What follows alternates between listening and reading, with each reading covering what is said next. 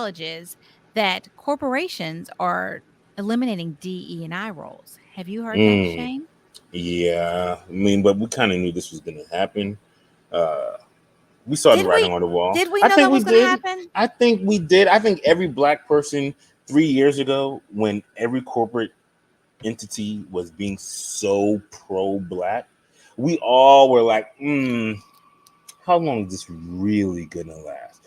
Are they real? Because there was a lot of talk about all these DI committees and all of these DI changes and diversity and leadership and all these things, and everybody was putting all these people in place in these DI leadership roles, and there were people who really shouldn't have been in place. There were persons of non-melanated complexion being given positions of directors of DEI, VP of DEI, and we're like, really, does that make any sense? It doesn't make any sense. How long is this really going to last? And so after the Supreme Court ruling, we start seeing these jobs getting laid off So in you tech. think, and I'm just playing devil's advocate, that you have to be um Yes, I do. okay. You All right. cannot.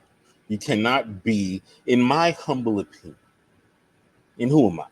I'm just a 15-year veteran of this, HR talent acquisition world. Right. But it is difficult for, You think you have to be diverse, but you could yeah, but white it's females are no, included in that. no. So You okay. cannot scapegoat the diversity uh, loophole by putting a white female into place. Okay, I'm Hey, just asking. it's great. I understand that technically you found the diversity thing, but in this world of corporate struggle, Mhm. white females don't quite understand the They're struggle of a winning. black female or a black man or an Asian man Right. or a Mexican man or a Mexican woman. Like there's a different level of corporate struggle that exists for true ethnic minorities or someone with a disability.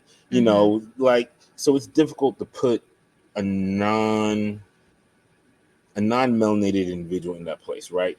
I can Mhm. sooner see a black woman or a Hispanic woman understanding the struggles of all the melanated individuals and the persons with disabilities Mhm. than a woman or a man who is white, because your life is a lot easier, whether you want to admit it or not, than everybody else who's in the struggle.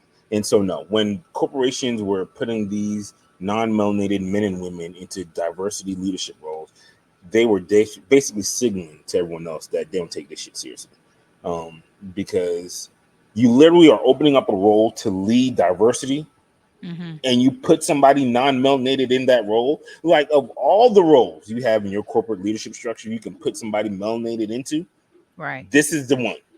This is the one, and we'll all accept that this is the one, and you still chose not to, right? So, So, do you think that, cuz I know it's happening a lot in tech companies, but tech companies have been having a lot of layoffs, period. So do you think it's a coincidence? no, I think it's a Calculated. beautiful, yeah, I think it's a beautiful